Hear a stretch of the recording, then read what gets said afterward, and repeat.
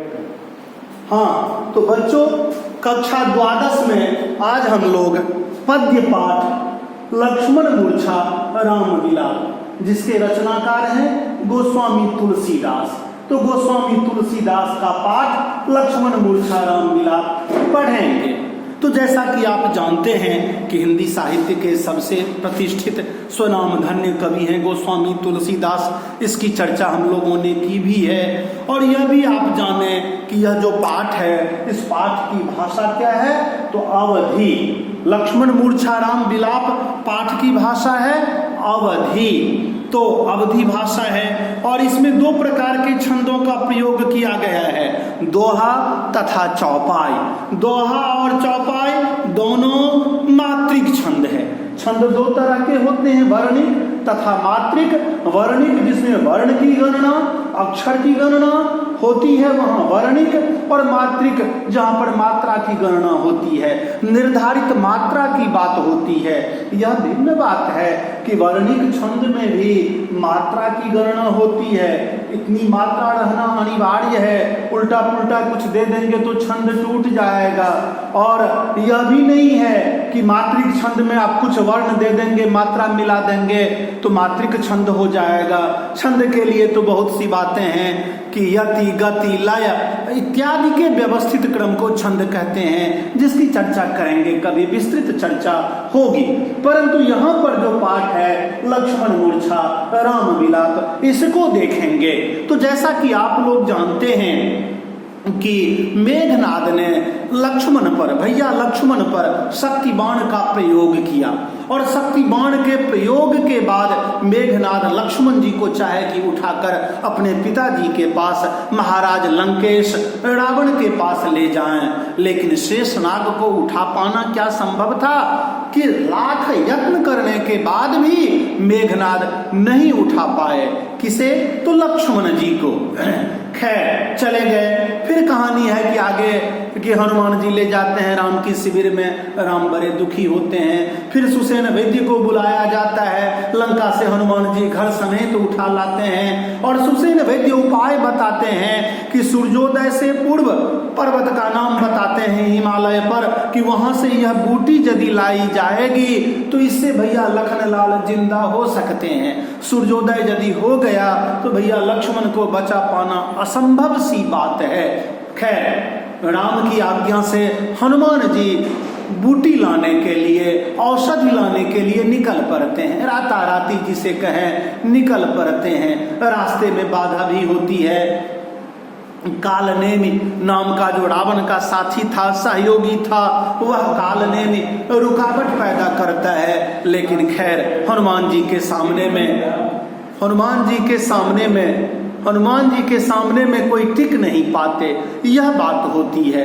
बात आगे देखें। और फिर वहां से लक्ष्मण बूटी लाकर या उस औषधि को लाकर जब हनुमान जी निकलते हैं तो अयोध्या के ऊपर से गुजरने पर भरतलाल जी को होता है कि कोई निशिचर इस पहाड़ को लेकर कहाँ जा रहा है। इसे यदि अयोध्या पर गिरा दिया तो अयोध्या नगरी तो साफ हो जाएगी, जान माल की बहुत ज्यादा क्षति होगी। इसीलिए फर रहित बाण भरत जी मारते हैं। किसे? तो हनुमान जी समझते नहीं है तब तक कि हनुमान जी हैं। उनके मन में जो भय था, उड़ती हुई जो परछाइयां थी उस पर चलाते हैं और वहां से हनुमान जी गिरते हैं। फिर दोनों के बीच में संवाद होता है। हनुमान जी पूरी कहानी कहते हैं, राम की कहानी कहते हैं। इस पर भरत जी भी बड़े दुखी होते, चिंतित होते हैं। और भरत जी कहते हैं कि मेरे बाण पर बैठिए, मैं पल मात्र में आपको भैया राम के पास पहुंचा दूंगा।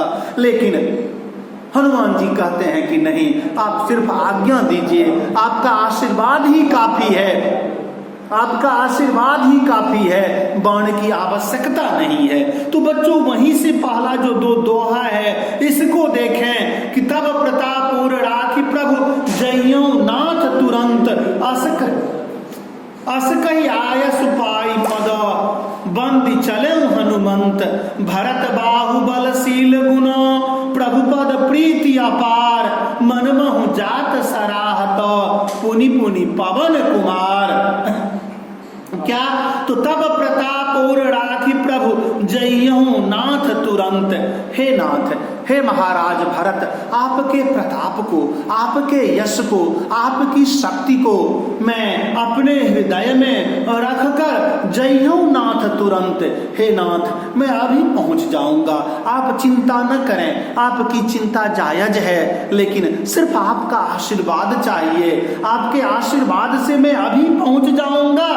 अस कही आयस पाई पद बंदी चले हनुमंत। हनुमान जी ने जब यह बात कही तो भरत जी ने आज्ञा दे दी। तो अस कही आयस पाई पद, आयस मतलब आज्ञा, आज्ञा। इस प्रकार भारत की आज्ञा को लेकर पद बंदी चले हनुमंत। हनुमान जी भरत के पैर की वंदना करके वहां से निकल पड़े, चल पड़े। कहां? तो राम के पास। आगे, भरत बाहुबलशील गुनो प्रभु पद प्रीति अपार मन महु जात सराहत पुनि पुनि पवन कुमार। कि भरत बाहुबलशील गुनो प्रभु पद प्रीति अपार।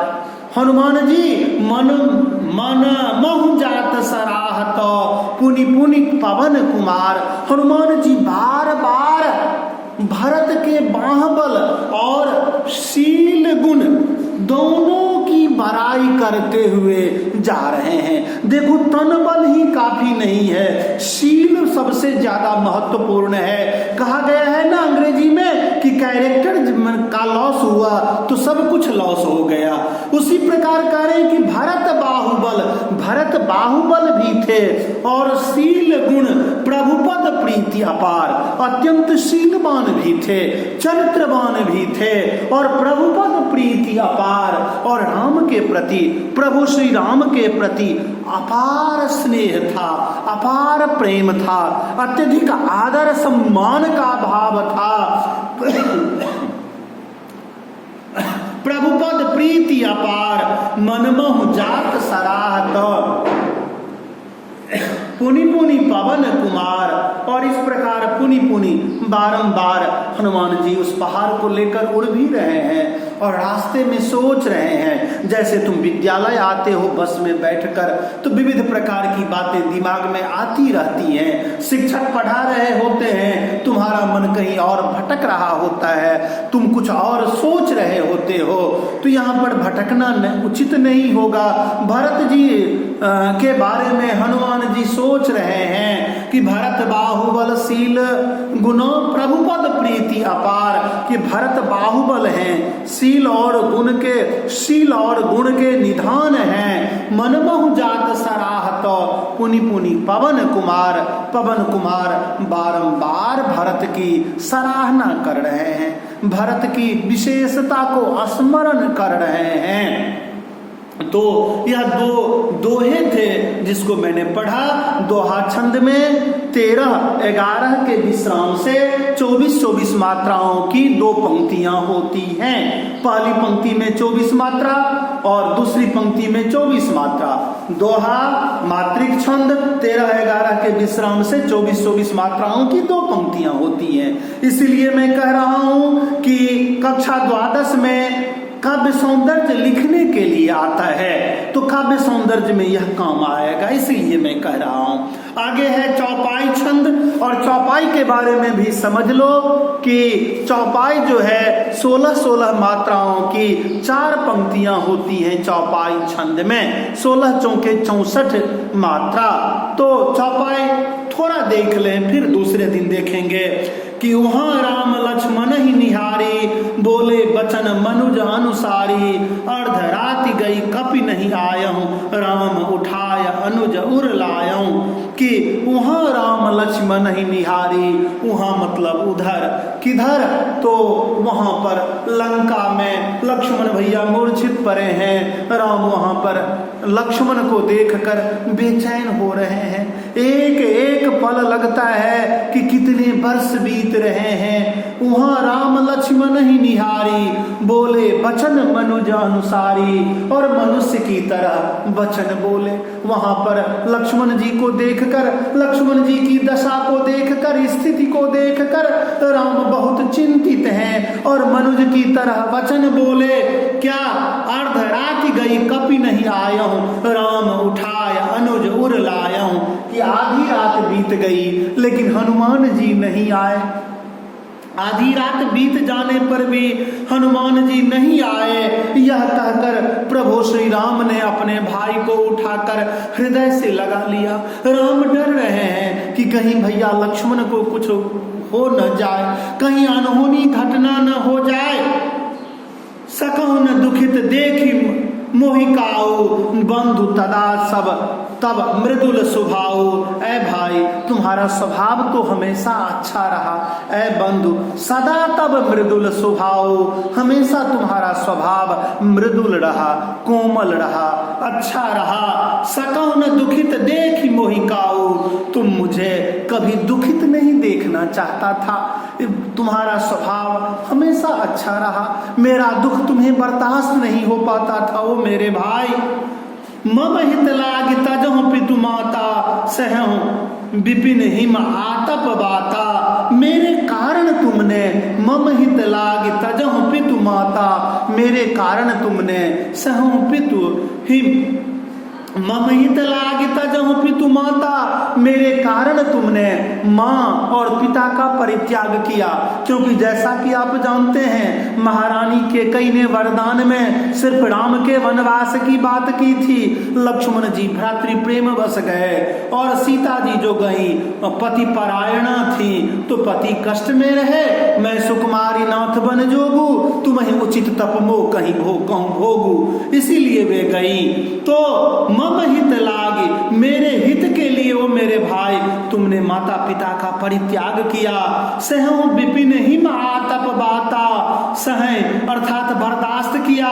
विपिन मतलब जंगल, हिम मतलब बर्फ, आतप मतलब धूप, बाता मतलब हवा। मेरे कारण तुमने गर्मी, ठंड, धूप, हवा सब कुछ को बर्दाश्त किया।